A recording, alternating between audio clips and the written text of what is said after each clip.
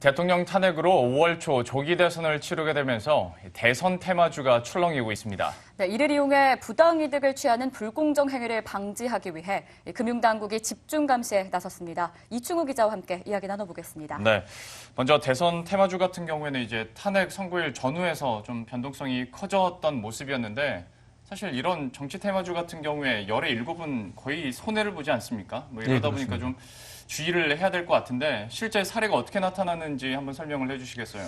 예, 우선 문재인 전 더불어민주당 대표의 그 테마주로 불리는 DSR부터 보면은요. 예. 그 탄핵 선고일 직전일인 9일에 가격 제한법까지 주가가 치솟았습니다. 그 탄핵 선고일 당일에도 주가가 강세를 보였고, 그런데 오늘에서야 이제 주가가 하락세로 돌변하면서 7% 정도 주가가 떨어졌습니다. 안철수 전 대표와 문재인 전 대표의 테마주를 함께 엮인 우성 사료를 보면요. 탄핵 선고일 직전일 상한가를 기록했고 선고일 당일에도 그리고 오늘까지 강세를 이어가는 모습이고요.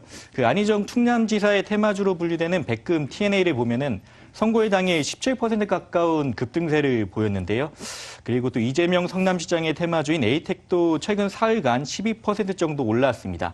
그 유승민 바른정당 의원의 테마주인 대신정보통신을 보면은 탄핵 선고일 당일에 10% 급등세를 보였습니다. 네, 그런데 한편 기업들이 우리는 테마주가 아니다라고 적극 해명한 경우에는 오늘 주가가 좀 하락하는 모습이었습니다. 예, 그렇습니다. 그 문재인 전 대표의 테마주인 DSR을 보면요. 이 회사의 2대 주주이자 DSR 제공 대표이사가 문재인 전 대표하고 그 동문으로 엮여 있거든요. 이래서 네. 테마주가 형성이 됐는데 예.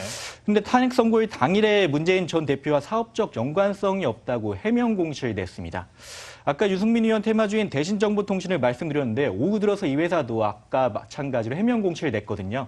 그 유승민 의원과 대학 동문은 맞지만 사업적으로 무관하다 이렇게 공시를 했습니다. 그리고 오늘 대신정보통신은 하락세로 장을 마감했고요. 근데 그렇지 않은 기업도 있습니다. 안희정 충남지사 테마주인 이제 백금 TNA를 보면은 장중 이런 해명 공시가 나오지 않았습니다.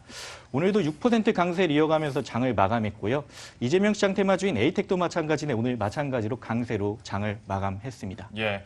그런데 눈여겨볼 것이 예전에는 이렇게 급등하거나 조회 공시 요구가 있으면 급등 이유가 없다 정도로 마무리가 됐었는데 요즘에는 그래도 기업 측에서 좀 적극적으로 해명을 하고 있는 것 같아요. 예, 그 이전까지 태도로 보면은 이제 주가 변동에 대한 거래소의 조회 공시 요구에 공시할 사항이 없다거나 특이 사항이 없다, 뚜렷한 이유가 없다 이런 정형화된 답변을 내놓기 일쑤였거든요. 네.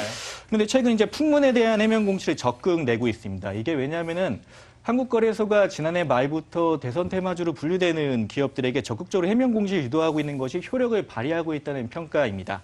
그 테마주라는 것이 학연과 지연을 기반으로 여러 가지 스토리가 만들어지는데 대부분 확인되지 않은 이야기가 카더라식으로 떠도는 시기죠. 네.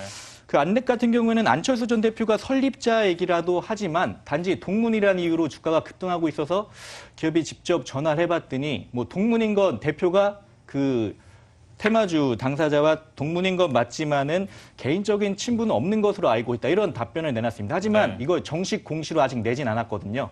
때문에 이런 기업들이 양심 선언에 동참하는 것이 좀 더 필요해 보이는 상황입니다. 네, 이처럼 테마주들이 기승을 부리다 보니 결국 정부 차원에서 강력한 대책이 필요한 것 아니냐라는 의견들도 나옵니다. 실제로 현재 8개 종목을 조사 중이라고 하죠. 예, 금융당국에서 자체적으로 모니터링도 하고요. 한국거래소로부터 심리 결과를 접수받아가지고 조사를 진행 중인데요. 그 탄핵 후 어제 열린 금융상황점검회의에서 임종룡 금융위원장이 테마주 점검을 더욱 강화하겠다고 강조했습니다. 발언 내용을 한번 들어보시겠습니다. 향후 예정된 대선 전국과 맞물려서 테마주 등 관련 허위사실 유포 등 시장 질서를 어지럽히는 불공정 거래 행위가 결코 발생하지 않도록 검찰, 거래소 등 관계기관 합동으로 특별 점검을 대폭 강화하고 적발시 무관용 원칙에 따라서 엄중히 조치하겠습니다. 최근 북한의 무력 도발이 심상치 않은 상황에서 예, 한국거래소에서 150여 개 종목을 정치 테마주로 분류해서 집중 감시를 하고 있는데요. 그 허수로 이제 호가를 제출한다거나 아니면은 특정인과 짜고 시세에 부당한 영향을 주는 통정 매매를 한다거나 초단기 시세 교란 행위 등을 적극 적발해서 금융당국에 통보한다는 그런 방침을 세웠습니다. 네, 지금까지 이충우 기자와 함께 구체적인 내용들 다뤄봤습니다. 수고했습니다. 예, 감사합니다.